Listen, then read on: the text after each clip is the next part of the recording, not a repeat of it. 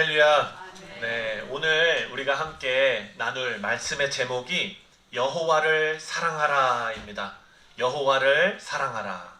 여러분, 이 말씀은 하나님께서 우리에게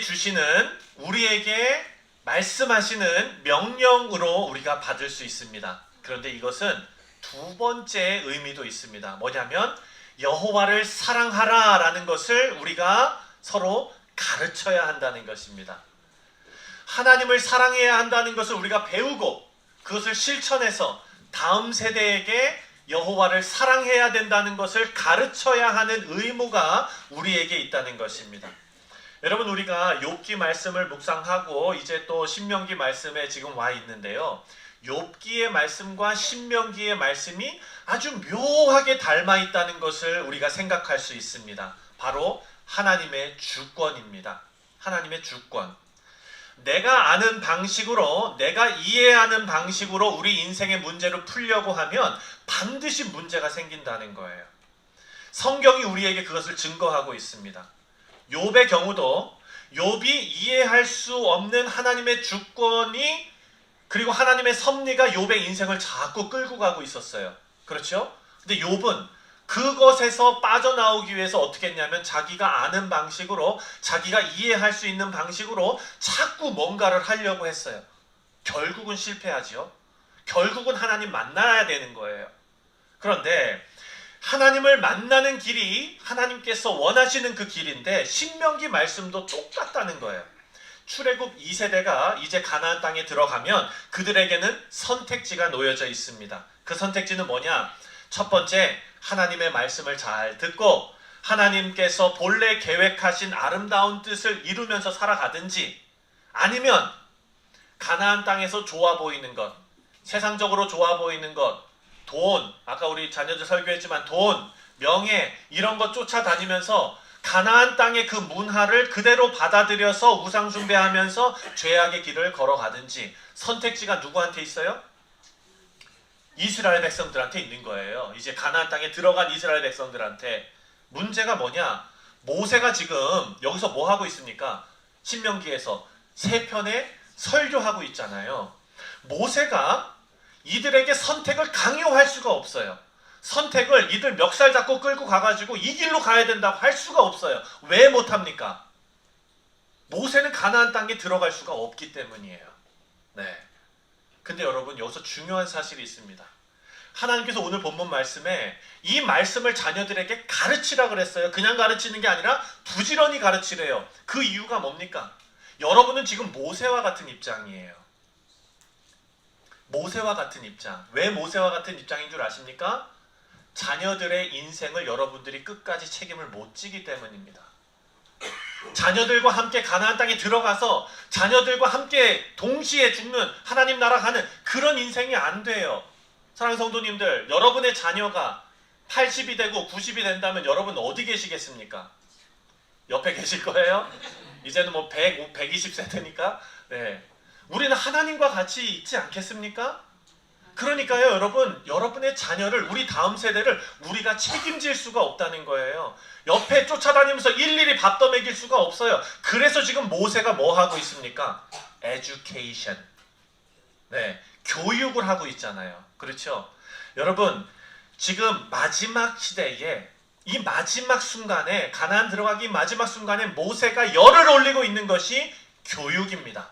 교육. 근데 교육은 여러분, 가장 중요한 게 있어요. 우리가 한국에서 어마어마한 교육을 받지 않았습니까? 어떤 교육을 받았어요? 반복학습. 그렇죠? 예, 반복학습. 귀가 그냥 아주 뭐 어떻게 되도록, 피가 나도록 우리가 배우지 않습니까? 이스라엘 백성들은 자녀들에게 하나님의 말씀을 그렇게 가르치는 거예요. 툭 하면 튀어나오게, 이렇게. 여기서 툭 하면 여기로 그냥 말씀이 튀어나오게. 제가 예전에도 한번 말씀드린 것 같아요. 저희 신학교 교수님의 교수님, 그 교수님이 박사학위 공부할 때의 교수님, 그 교수님이 주이시 교수님이셨는데 중간고사를 내주셨는데 뭐라 그러냐면은 신명기, 우리가 지금 묵상하고 있는 신명기 아닙니까? 신명기 말씀을 히브리어로 다 외워갖고 오라는 게 중간고사였다는, 기말고사도 아니고 중간고사였다는 거예요. 그래가지고 다들 장난치는 줄 알았대요. 그러니까 우리 교수님이 뭐라고 얘기하냐면 You Christians, 너네들은 you store the word of God in the bookshelf, but that we keep the word of God in here. 뭐라고 얘기하시냐면 여러분들은 하나님의 말씀을 책장에다 그냥 넣어두지만 우리는 여기에 간직합니다. 야, 얼마나 도전이 되든지. 그래서 제가 신명기를 어떻게 읽겠습니까? 그냥 읽고 있어요.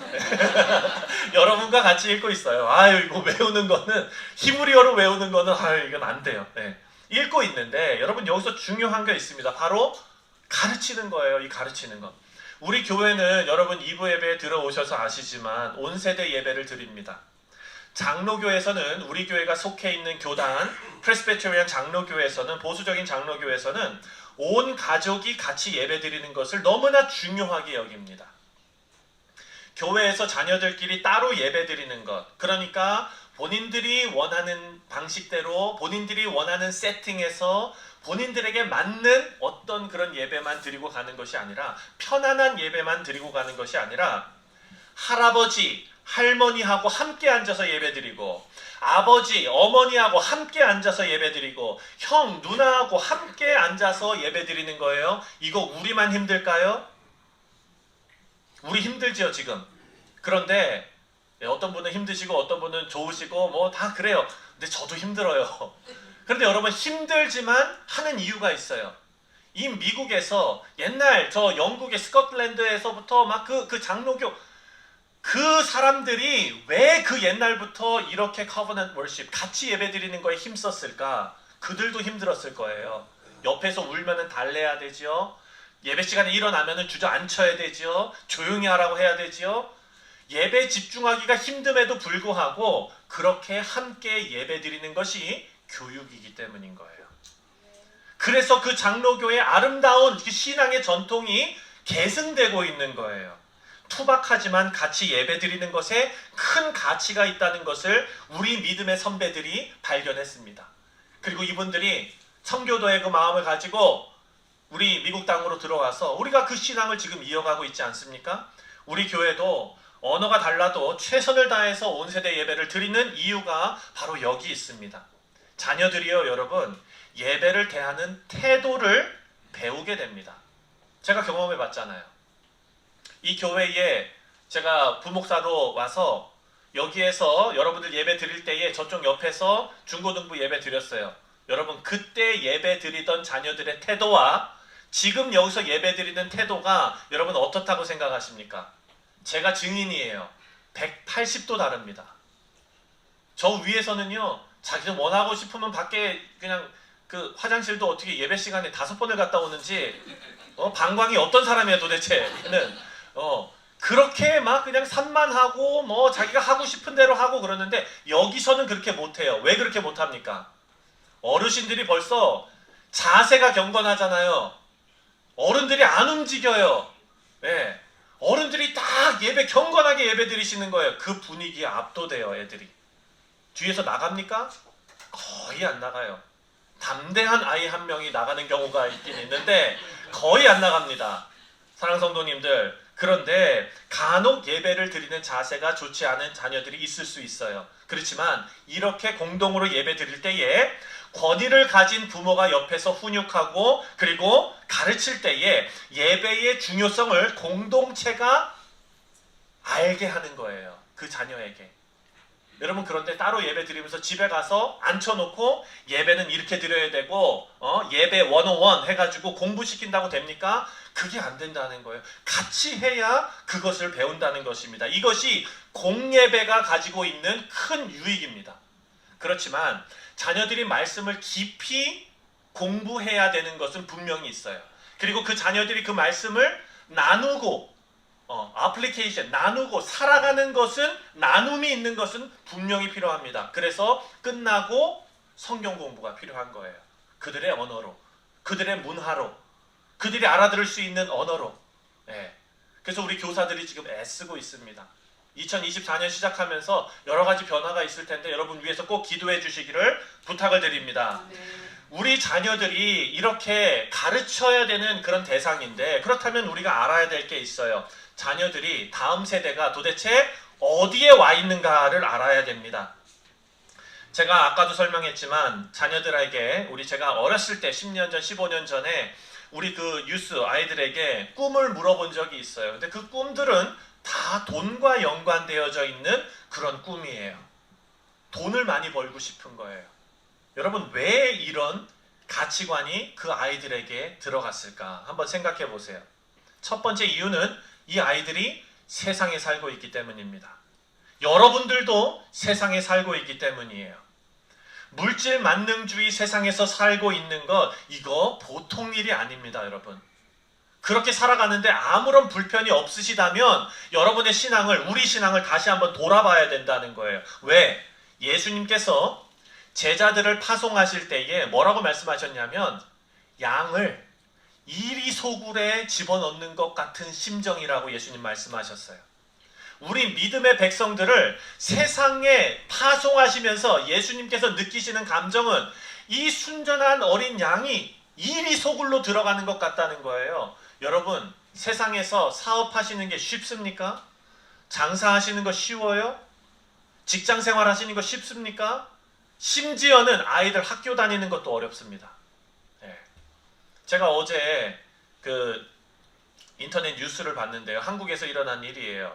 한국에 요즘 과일이 비싸잖아요. 그렇죠? 근데 한국에 아주 엄청 비싼 딸기가 이렇게 나오는데 요게 아주 그냥 엄청 맛있대요. 근데 그 딸기를 제가 사진에 올라가가지고 봤는데, 야, 진짜 이거는 제가 깨물어 먹을 수가 없을 정도로 예쁘게 생겼더라고요.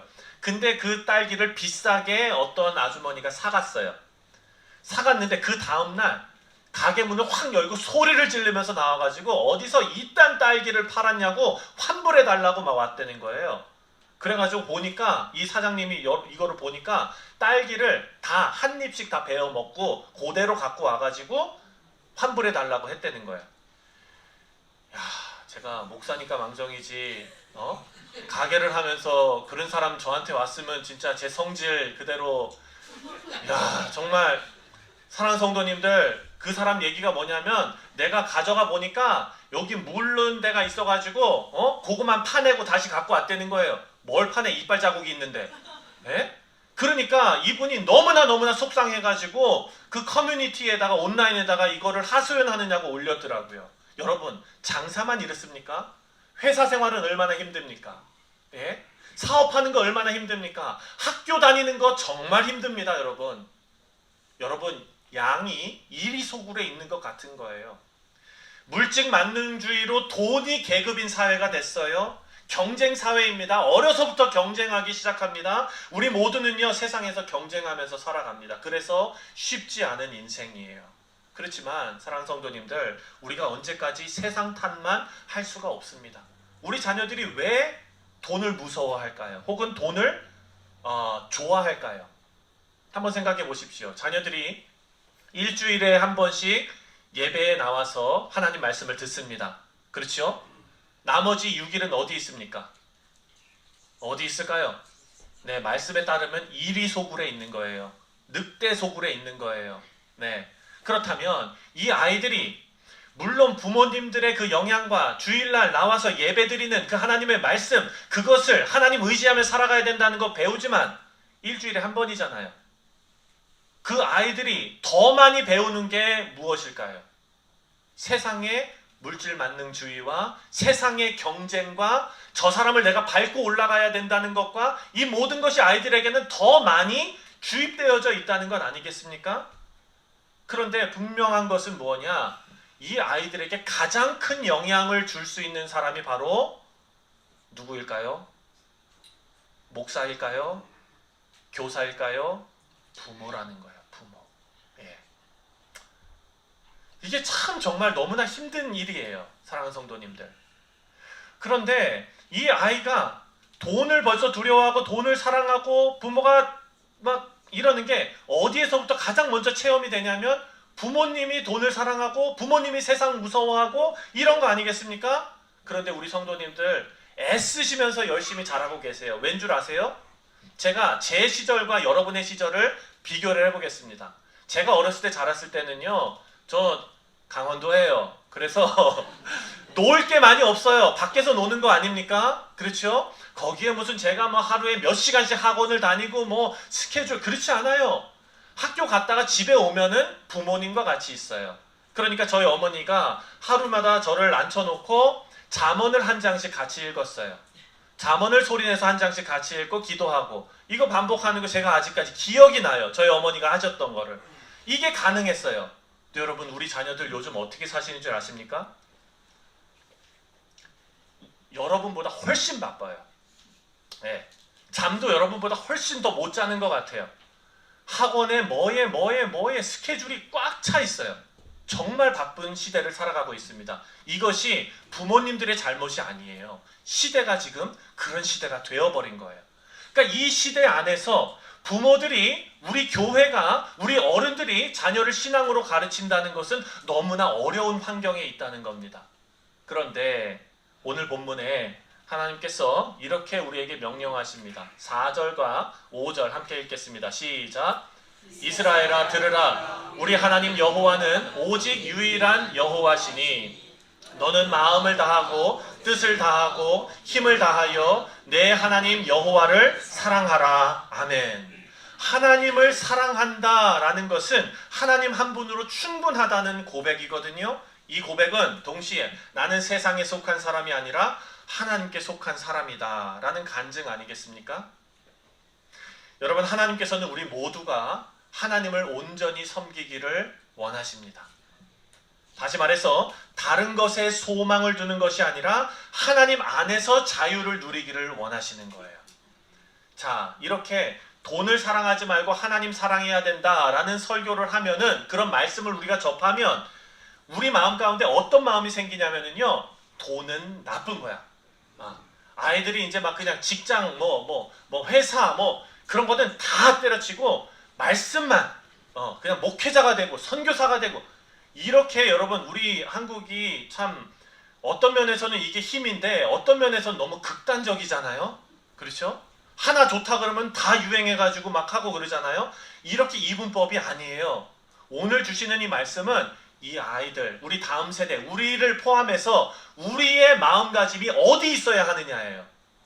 우리의 마음가짐이 하나님께서 우리를 지키시고 돌보시고 하나님 사랑해야 된다는 중심 안에서 우리는 열심히 일하고, 열심히 돈 벌고, 성실하게 일하고, 그 사회에서 이리 같은 그 소굴에서 양떼로 살아남으라는 것이 바로 본문 말씀입니다. 여러분, 출애굽에서 이스라엘 백성들을 건져내신 하나님의 의도가 무엇입니까?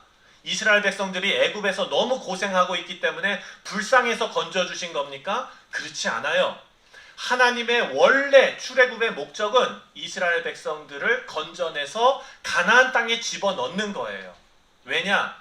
종살이하고 있는 이스라엘 백성들은 하나님의 백성으로서 지금 맞지 않는 삶을 살고 있거든요.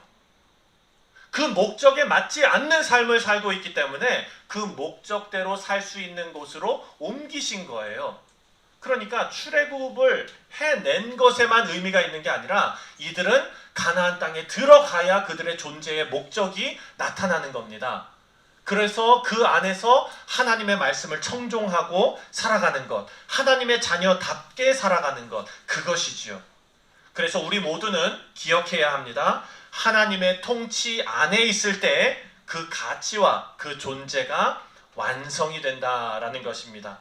여러분, 이것은 물고기가 물 속에 있을 때 자유하지 않습니까? 근데 이 물고기가 물 밖으로, 답답하다고 밖으로 나오면 어떻게 됩니까? 죽지요. 맞지요? 우리가 하나님의 자녀로 하나님 형상대로 지음받았는데 하나님의 통치가 아니라 세상의 통치 가운데 답답하다고, 예배가 답답하다고, 신앙생활이 답답하다고 세상으로 뛰쳐나가면 우리 어떻게 되겠습니까? 영적으로 죽습니다. 하나님께서는 하나님 안에서 자유를 누리기를 원하십니다. 이것을 자녀들에게 가르치라는 거예요. 이스라엘 백성들이 출애굽해서 가나안 땅 들어가서 하나님께서 명령하신 절기를 지킵니다. 세 가지 3대 절기가 있죠. 유월절, 또 뭐 있습니까? 맥추절, 그 다음에 그 다음에 또 뭡니까? 초막절. 예. 이 세 가지인데 제가 친하게 지내는 목사님 부부가 계세요. 근데 이 목사님의 사모님께서 직장의 그 이제 코워커가 주이시 분이셨던 거예요. 그런데 이 초막절 지키는 날에 이 목사님 부부를 자기네 집에 초대를 했어요. 그래가지고 그 집에 갔더니 진짜 성경에 나오는 그 초막절 음식을 해가지고 밥을 먹고 앞마당에다가 텐트 쳐놓고 애들이랑 거기서 자고 그거를 하더라는 거예요. 여러분 이거 전통이 지금 몇 년 된 겁니까? 예수님 그 이전 구약 때부터잖아요. 이야 그럼 이 사람들 진짜 지독하다 이런 생각 들거든요. 근데 그 전통을 지키면서 자녀들에게 알려주는 거예요. 근데 여러분 초막절 왜 지킵니까? 왜 텐트를 치고 광야에 나가서 잡니까? 자녀들을 광야를 데리고 나가가지고 텐트를 치는데 성경에 보면은요 거기 인스트럭션이 있어요. 텐트를 칠 때 지붕을 어떻게 하지 말라 그랬냐면 촘촘하게 하지 말라 그랬어요. 안에 누워가지고 하늘을 바라보면은 밤에 누워서 하늘에 별이 보이는 정도로 엉성하게 텐트를 만들라는 것이 인스트럭션이에요. 왜 그럴까? 자녀들이 부모에게 물어보는 거예요. 아빠 이거 왜 해요? 그럼 아버지가 얘기하는 겁니다. 하나님께서 우리 조상들을 애굽에 노예되었는데 우리를 10가지 재앙으로 권능의 손으로 우리를 이렇게 구원해 주셨어. 그래서 그때 당시에 우리가 광야를 지나가는데 그 당시에 광야에 집을 지을 수 없잖아. 거기에 초막을 치고 우리가 이렇게 지냈던 거란다 라는 것을 알려주는 거예요. 현장학습이죠. 예. 그것을 해오는 거예요. 그런데 여기에 문제가 있습니다. 뭐냐면 애굽에 있었을 때와 하나님의 약속의 땅에 가 있을 때를 비교해 봤을 때 가나안 땅이 더 좋아야 이것이 성립이 되는 거 아닙니까? 애굽 땅이 훨씬 좋았는데 가나안 땅으로 데리고 와서 다 너무 안 좋은 거예요. 부모님도 맨날 한숨 쉬면서 아휴 이놈의 초막절 오늘 이번에도 해야지 막 이러면서 하고 있으면 애들이 뭘 배우겠습니까? 도대체 이거 왜 하는 거지? 우리는 도대체 애굽에서 왜 나온 거지? 이 질문이 자녀들에게 들 수밖에 없지요. 그래서 여러분 우리는 이 질문에 준비하고 있어야 됩니다. 우리 다음 세대가 우리에게 물어볼 때에 집사님, 권사님, 장로님, 목사님 예수님 왜 믿으세요? 구원받아서 좋은 게 뭐예요? 예수님 믿어서 좋은 게 뭐예요? 여러분 만약에 오늘 당장 예배 마치고 친교하는데 우리 아이들이 와가지고 여러분께 이 질문을 했다면 여러분 이 질문에 막힘이 없으시기를 바랍니다. 우리 존재의 목적을 삶으로 보여서 복음의 능력이 삶에 이렇게 나타나는구나 라는 것이 나타나야 된다는 것입니다. 그래서 우리 부모님은 우리 장로님은 우리 권사님 우리 집사님은 정말 하나님 경외하는 삶이구나. 아이들 눈으로 보고 느끼는 것이겠죠. 이것을 부지런히 가르치라 라고 말씀하십니다. 6절부터 9절입니다. 시작. 오늘 내가 내게 명령하는 이 말씀을 너는 마음에 새기고 내 자녀에게 부지런히 가르치며 집에 앉았을 때에든지 길을 갈 때에든지 누워있을 때에든지 일어날 때에든지 이 말씀을 강론할 것이며 너는 또 그것을 내 목에 매어 기호를 삼으며 내 미간에 붙여 표로 삼고 또 내 집 문설주와 바깥 문에 기록할지니라. 아멘. 무엇을 기록해야 됩니까? 마음을 다하고 성품을 다하고 힘을 다하여 하나님을 사랑하라 라는 것이죠. 사랑하는 성도님들 오늘 여러분들 마음으로 주님을 예배 드리시는 이 예배에 참석하시고 하나님 앞에 여러분의 자녀들에게 그 예배하는 진정한 모습을 보이신 것이 여러분의 교육의 시작임을 믿습니다. 하나님께서 우리 자녀들을 말씀으로 가르치라고 궁극적인 우리에게 말씀으로 가르치라고 하신 궁극적인 이유가 뭐냐? 우리는 하나님의 보호하심과 하나님의 축복, 그 거룩하심 속에 있을 때에 온전한 본연의 모습으로 살 수 있기 때문입니다. 반대로 그것을 벗어나는 것, 하나님 안에 있는 게 속박이 아니라는 것을 우리는 깨달아야 합니다. 말씀을 맺겠습니다. 사랑하는 성도님들, 우리 부지런히 함께 가르치기를 바랍니다. 왜냐하면 우리가 끝까지 다음 세대를 책임질 수가 없기 때문이에요. 모세가 지금 하는 것처럼 우리가 삶으로, 예배로, 우리의 말과 행동으로 우리 다음 세대들을 키워나가는 우리 성실 장로교회가 되시기를 바랍니다. 기도하겠습니다.